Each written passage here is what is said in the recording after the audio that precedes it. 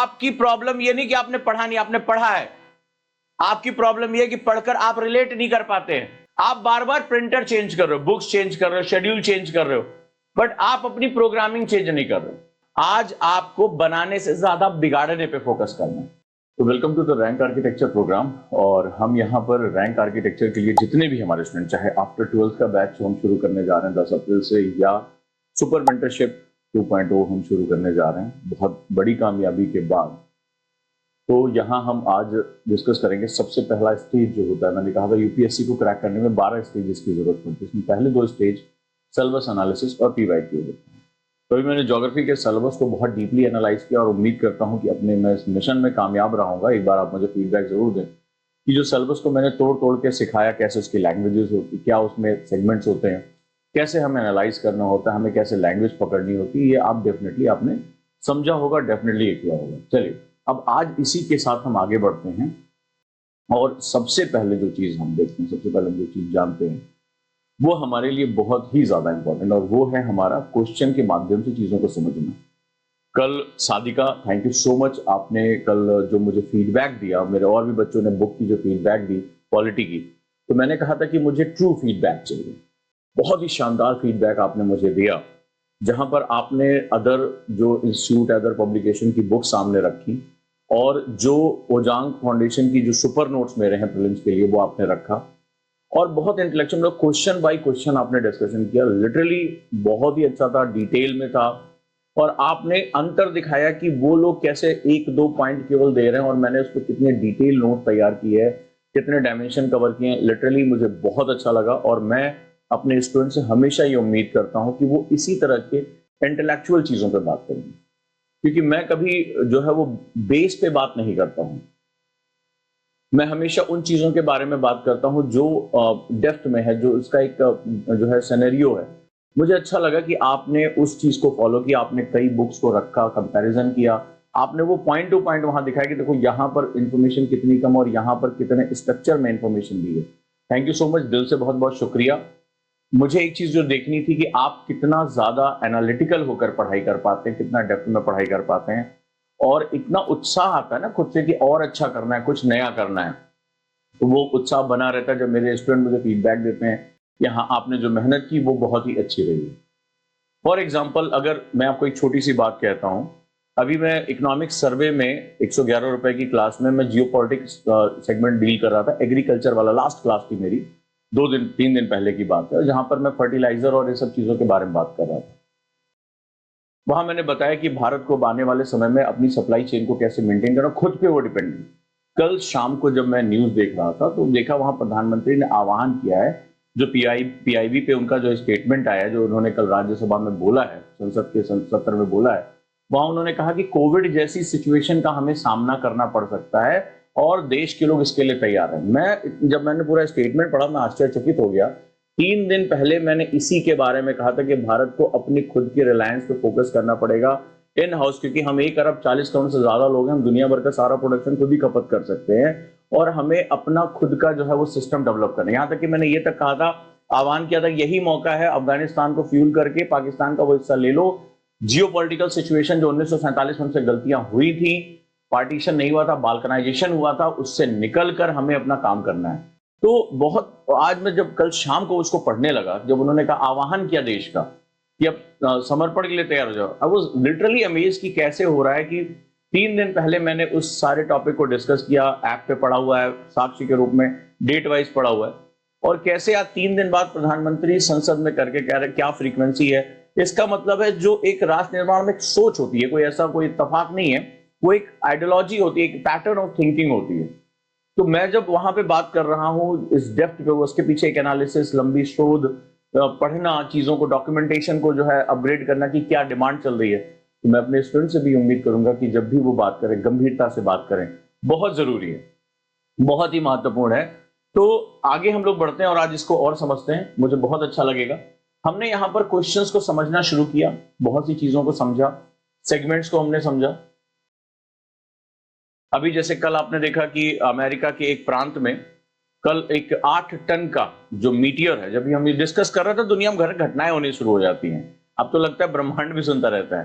अभी तक का एक सबसे बड़ा टारगेटेड जो मीटियोर्स अभी तक का जो ट्रेस किया गया कैमरे में, वो अमेरिका के जो है ओटावा शायद प्रांत है, वहां पर वो गिरता हुआ देखा गया है। बर्न हो रहा था शूटिंग स्टार के रूप में, वायुमंडल में वो बर्न हुआ, लेकिन उसके फिर भी काफी, चूंकि 8 टन का था तो नीचे उसके कुछ टुकड़े ज्यादा मिले। अभी हमने लास्ट क्लास में इसके बारे में डिस्कस किया था। That was a concept of shooting star, यानी कि टूटता हुआ तारा, जिसे हम लोग कहते हैं कॉन्सेप्ट। तो अब बड़े ध्यान से हम एनालिसिस करेंगे। This is the pattern of, इसको हम डिसेक्ट करना कहते हैं, इसको हम एनालिसिस करना कहते हैं, राइट। तो चलिए हम लोग थोड़ा सा अपनी पढ़ाई की परंपरा को आगे बढ़ाते हैं, चीजों को समझते हैं, और आखिरी में आज मैं आपसे और पैटर्न और एनालिसिस के बारे में डिस्कशन करूंगा।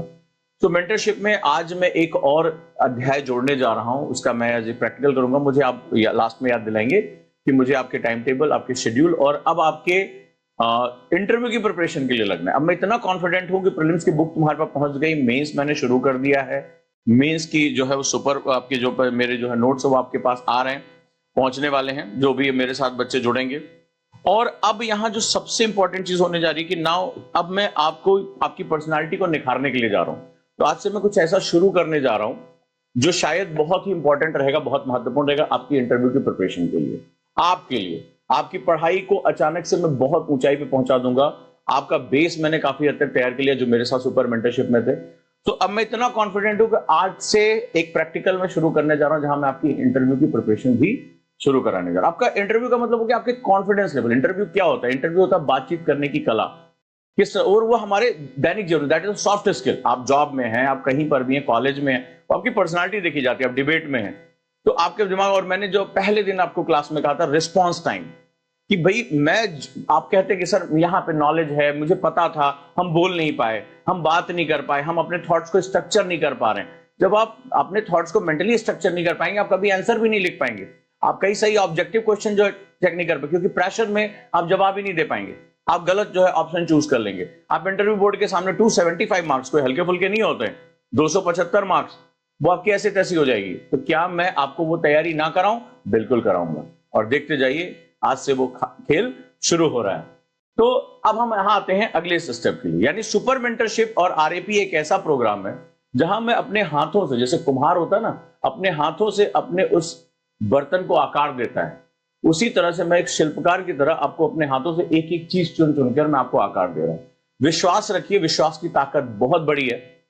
और मुझे अगर समय मिला तो इस बीच मुझे एक कुछ बहुत अच्छी चीजें पढ़ने का, और एक ऐसे राइटर जो बहुत, मतलब 1934 के, तो वहां पर मुझे उनके बारे में, उनके कुछ डॉक्यूमेंट्स पढ़ने का मुझे मौका मिला। मुझे आश्चर्य था कि मैं इनके बारे में कैसे नहीं जानता था। 1934, 19 जो है 43, इस समय के जो है वो राइटर रहे, बहुत उनकी पुरानी जो है राइटिंग्स रही हैं। लेकिन वो चीज मैं चाहूंगा कि आप विश्वास की ताकत को वहां पर जाके आप समझें। तो लेट्स स्टार्ट दिस जर्नी। एक जो है नए स्तर पर हम पहुंचते हैं। हमारा अगला 97 का question, which of the following condition is the most relevant for the presence of life on Mars. अब मार्स पे आपने एलन मस्क को देखा। एलन मस्क वैसे भी कुछ बहुत नई चीजें करने जा रहे हैं, ठीक है, वो सुपर ह्यूमन की तरह कैटेगरी में। आपको पता होगा एलन मस्क का जो नया वेंचर है वो क्या है, मुझे आप सोच के बताइए। बहुत ही शानदार वेंचर है, ठीक है। आगे देखते हैं हम लोग। Which one of the following condition is the most relevant for the presence of life on Mars.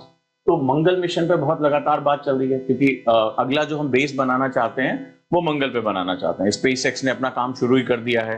वो पहली जो है लड़की जो 16 साल की है, उसने अपना रजिस्टर भी करा लिया कि वो जाएगी, अब कभी नहीं लौटेगी, वो मार्स की तरफ यात्रा पे निकलेगी। तो जरा हम बात करते हैं इस पे। तो क्या है सबसे पहली बात, तो कहता है कि जब हम मार्स पे इतनी चर्चा करें, क्वेश्चन के पीछे का पर्पस समझो।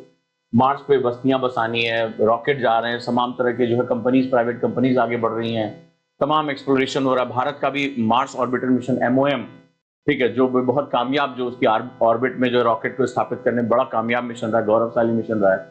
तो अगर हम इसके बारे में बात करें छोटी सी, तो presence of life on Mars, मंगल पर जो है वो किस प्रकार से लाइफ जो है वहां पर रह सकती है, उसके क्या कारण है। ये पूछ रहा है कि हम जा क्यों रहे, चंद्रमा पे क्यों नहीं जा रहे। 3,200 किलोमीटर, 3.2 लाख किलोमीटर है, चले जाए वहां पे। तो लाइफ के लिए हम यहाँ क्यों जा रहे हैं, हमारे जो नियरेस्ट प्लैनेट है वो हम क्यों उस पर जा रहे हैं। तो सबसे पहले मार्स क्या है, सबसे पहले आ जाओ। तो वर्ड हमारा पहला क्या, मार्स क्या है, नंबर 1, किस क्रम में है, इसकी डेंसिटी क्या है, इसको क्या, कौन सा प्लैनेट बोलते हैं, जैसे गॉड ऑफ वॉर बोलते हैं, ठीक है, जो रोमन ग्रीको रोमन में इसको गॉड ऑफ वॉर बोलते हैं। तो मार्स की क्या खास बात है, इसका क्रम क्या है? तो उस दिन मैंने बताया था माई वेरी एजुकेटेड मदर। और मार्स के बाद कौन सी पट्टी शुरू हो जाती है? मार्स के बाद ही हमारी एस्ट्रॉइड बेल्ट यानी क्षुद्र ग्रह की पेटी शुरू हो जाती है। ये जो है वो क्या है? टेरेस्ट्रियल प्लैनेट है। ये टेरेस्ट्रियल प्लैनेट का लास्ट है, ठीक है, तो नेक्स्ट टू द अर्थ। तो इसकी क्या खास बात है? इसका रोटेशन क्या, मार्स का रोटेशन क्या है, घूर्णन क्या है? मैंने आपको बताया था ग्रहों की 2 गतियां होती हैं, डिस्कशन हुआ था ना। अगर आप ये सब नोट्स में लिख रहे हैं ना, डायरी में लिख रहे हैं, मैं आपसे कह रहा हूं मैं आपके लिए यूपीएससी प्रीलिम्स प्रेडिक्टेबल बना दूंगा। आप कट ऑफ आपको सोचना ही नहीं है, आपको 150-200 दिन लगेंगे। मेरी जो सुपर नोट्स है, जो पढ़ाने का मेरा तरीका है, यहां जो एनालिसिस कर रहा हूं, 150 दिन के अंदर आप प्रीलिम्स रेडी हो जाएंगे। मैक्सिमम की बात कर रहा हूं, हमारा टारगेट तो 100 दिन का है। मैं मान के चल रहा हूं 50 दिन आप रिग्रेशन करोगे, बीमार पड़ोगे, गलतियां करोगे, भूलोगे, फिर भी मैं 50 दिन खाली 150 दिन लेके चल रहा हूं मैक्सिमम, और 150 दिन में आपका लेके चल रहा हूं मेंस, और बहुत आराम से आपका। तो रोटेशन एंड रिवोल्यूशन, तो इसका रोटेशन क्या होता है? दिन और रात कितनी तेज का, इस पे जो मंगल पर दिन और रात कितने समय का होता है? क्वेश्चन आया हुआ, अगर पीसीएस किसी ने दिया होगा तो ये क्वेश्चन वहां आया है। रिवोल्यूशन यानी सूर्य के चारों तरफ, यानी इसके कैलेंडर कितने का होता है? जैसे हमारे 365 दिन 6 घंटे का होता है, इनके यहां कितने का होता है? रोटेशन और रिवोल्यूशन यानी परिक्रमण। तो ये क्या है? इसके सरफेस पे क्या चीज पाया गया? लाल रेड प्लैनेट किसे कहा जाता है? Which one is known as red planet? लाल ग्रह किसे कहा जाता है? पीसीएस का क्वेश्चन है। आ रहा है कि नहीं आ रहा है? ये सब क्वेश्चन आपने पीवाईक्यू में पढ़े हैं ना पीसीएस के। तो रेड प्लैनेट किसे कहा जाता है? आप इसके बारे में डिस्कशन कर लीजिए। क्लियर? तो रोटेशन आया हुआ है, रिवोल्यूशन आया हुआ है। तो लाइफ के लिए कंडीशंस यहां पर क्या है? क्या लाइफ के लिए कंडीशन के लिए मैंने आपसे बताया था, लास्ट हमने एक वर्ड यूज किया था, जल्दी से वापस करो, जब हम अर्थ पे बात कर रहे थे। पढ़ने का तरीका सीखो। इस क्लास में सिर्फ ये मत सोचना कि मुझे सिर्फ क्वेश्चन का एनालिसिस करना है। इस क्लास में ये सीखो पढ़ते कैसे, सीखते कैसे, कैसे एक एक वर्ड। जो एसडब्ल्यूसी आपको पहली क्लास में बताया था, मैंने क्या था, अभी कितने लोगों ने किया? जैसे मार्स सुना, इस पर मैंने आपसे बताया था ना, सिंबल बना दो, बोला था ना, सिंबल ब्रेकर, HWC। इस ब्रेकर का मतलब क्या है? इसको साइनॉप्सिस मॉडल बोलते हैं। टॉपर्स क्या करते हैं? सिंबॉलिक नोट्स बनाते हैं, साइनॉप्सिस। तो इसका मतलब क्या होता है? जल्दी बताओ, जो लोग मेरी क्लास रेगुलर करते हैं। इस साइन का क्या मतलब है?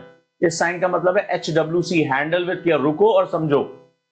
तो जब मार्स पे हम बात करेंगे, लास्ट टाइम मैंने बात किया था, लाइफ के लिए कौन सा क्षेत्र जो है सबसे इंपॉर्टेंट होता है? लाइफ के लिए कौन सा एक वर्ड है कि अगर जब हम किसी प्लानिटरी सर्च को करते हैं, जब किसी हम उपग्रह को खोजते हैं, ग्रह को खोजते हैं, तो कौन सा शब्द हम खोजते हैं? कौन सा शब्द खोजते हैं? जल्दी बताओ, मेरे कान सुनने के लिए तरस रहे हैं। लास्ट क्लास में डिस्कस किया था जब हम पृथ्वी के बारे में पढ़ रहे थे। जल्दी से सभी लोग, कोई भी छूटना नहीं चाहिए।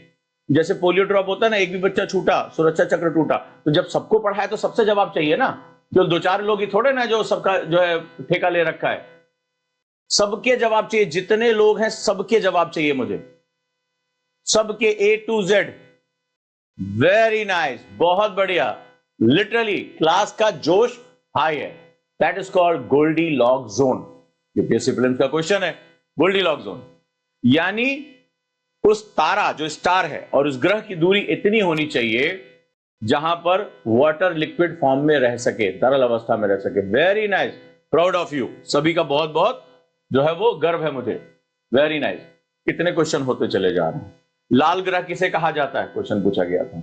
पृथ्वी से चौथा ग्रह कौन सा है? क्वेश्चन पूछा गया था। क्षुद्र ग्रह की पेटी किसके किसके बीच में पाई जाती है? मंगल और जुपिटर के बीच में, बृहस्पति के बीच में। क्वेश्चन पूछा जा चुका है।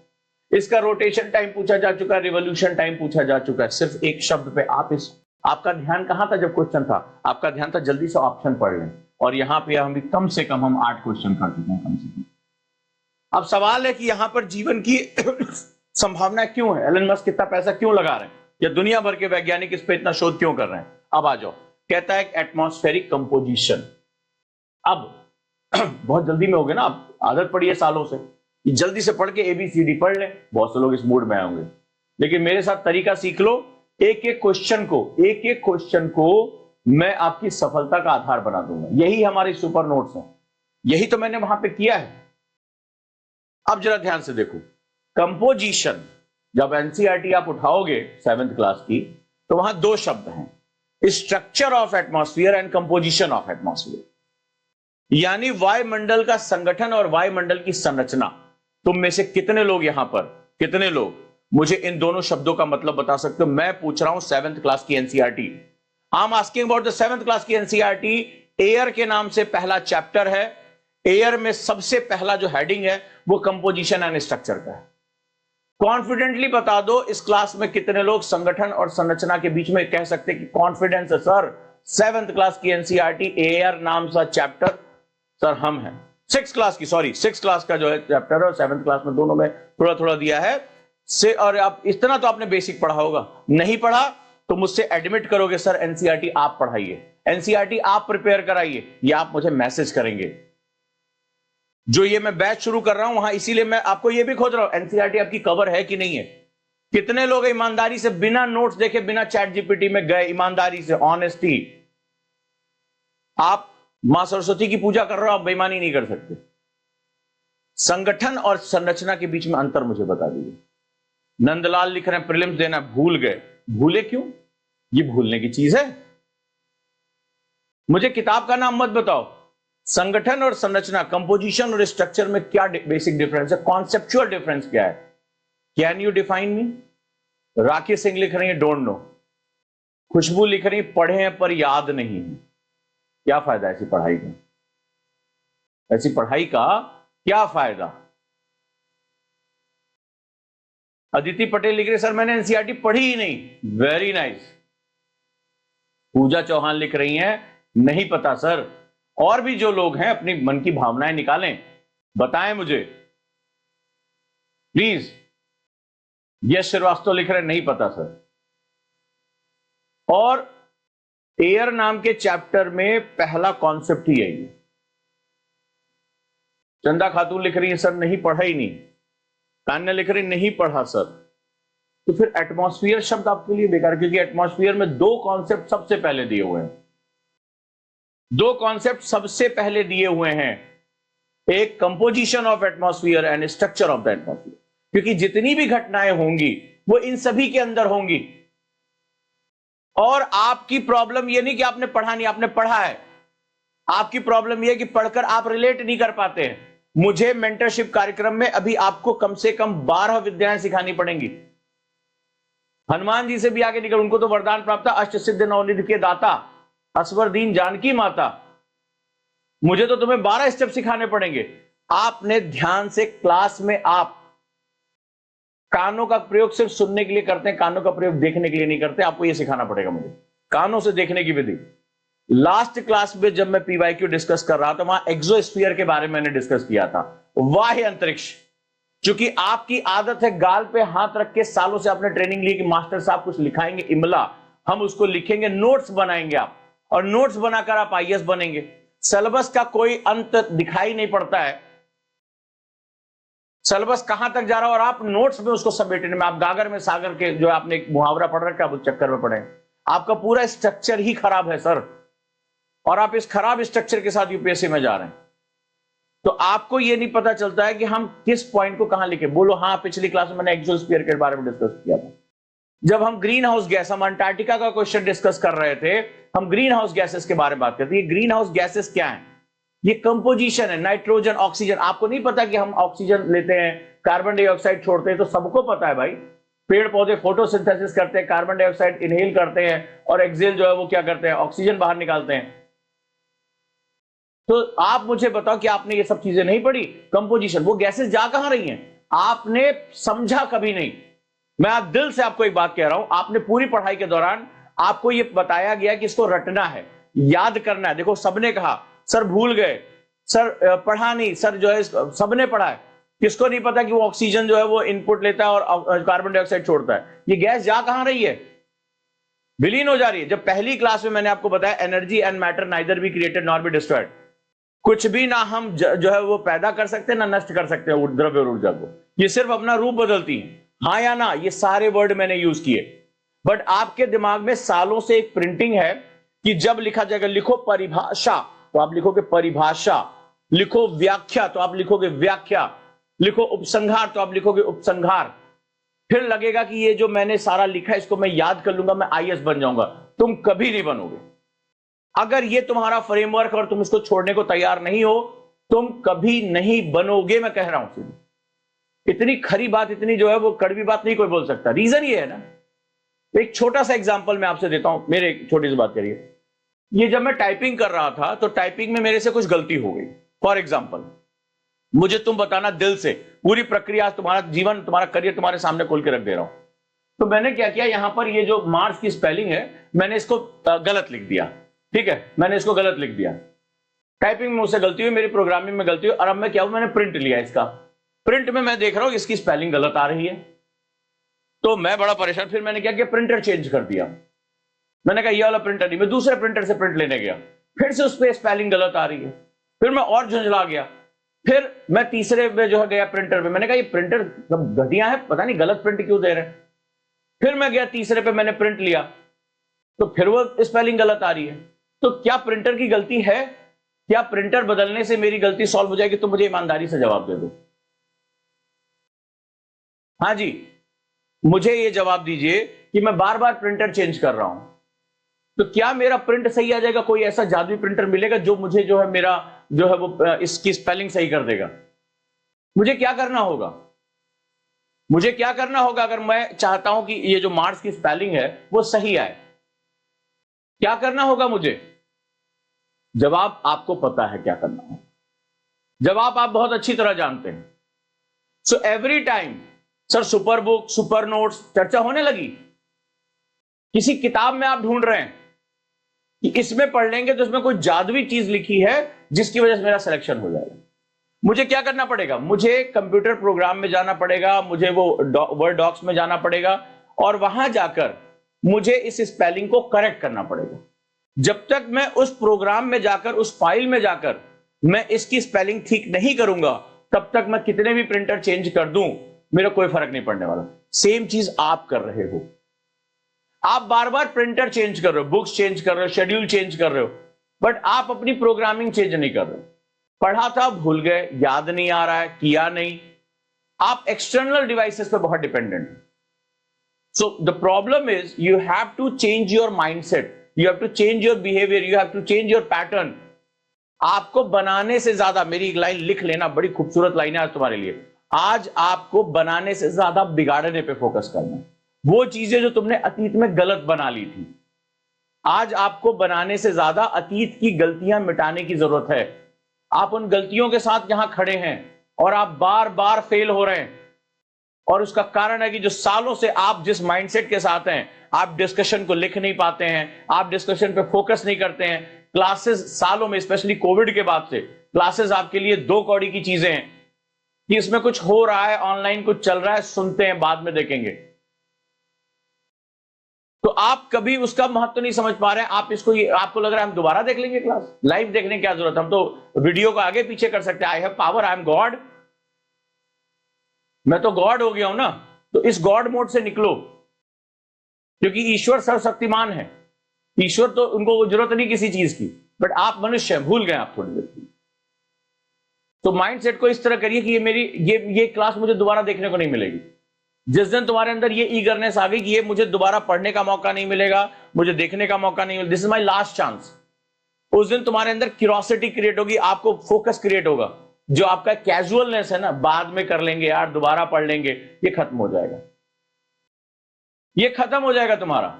जब तुम्हें लगेगा ये वक्त अब नहीं लौटेगा, ये लास्ट वीडियो है मेरी, इसको मुझे दोबारा नहीं देखना है, ये लास्ट चीज मैं सुन रहा हूं, मुझे इसको दोबारा नहीं करना है, ये लास्ट बार पढ़ रहा हूं, इसको दोबारा नहीं पढ़ना है, तो उसमें 100% अटेंशन अपना करने की कोशिश करोगे, पूरा फोकस करने की कोशिश करोगे।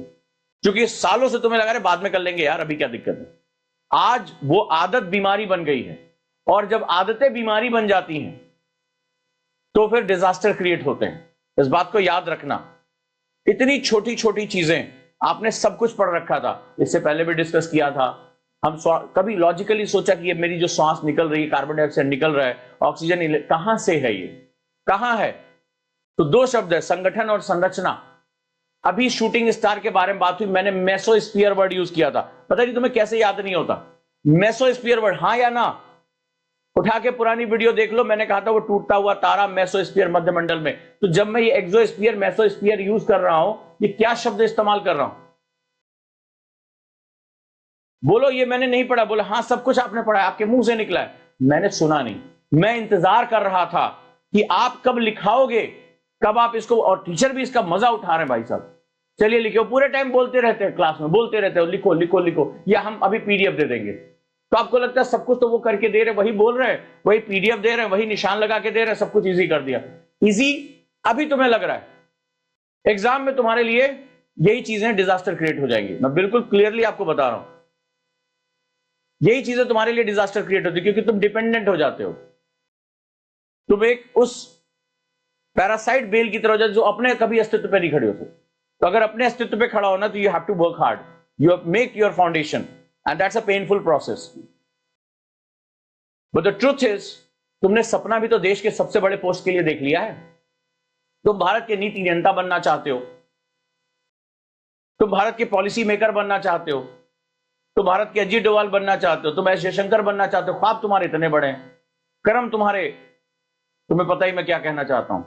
तो अब तुम्हें देखने की आवश्यकता है कि तुम्हें क्या करना है, कैसे करना है। ध्यान से करिए, आदतें बदलिए। मैं मेंटरशिप में यही कोशिश, लेकिन समर्पण करिए। समर्पण का मतलब होता है मेरे गुरु ने, मेरे मेंटर ने, मेरे गाइड ने मुझे बोल दिया मुझे करना है इसको, कुछ सोच के बोला है, पर्सनली मैं उनके साथ जुड़ा हुआ हूं, तो फिर उस चीज के लिए फाइट करो। मेरी आज की बात याद रखना, तुम्हें अभी बनाना कुछ नहीं है, तुम्हें तो अपना पूरा समय पिछड़ा बिगाड़ने में लगाना है। पढ़ने के तरीके तुम्हारे इतने बिगाड़े जा चुके हैं, तुम्हारी स्पीड इतनी खराब है, सोच बहुत खराब है, स्ट्रक्चर नहीं कर पाते हो, साइनॉप्सिस नहीं सिखाया गया। You have to invest your time, पिछले तोड़ने में तुम्हें लगाना है भाई, तोड़ने में लगाना है।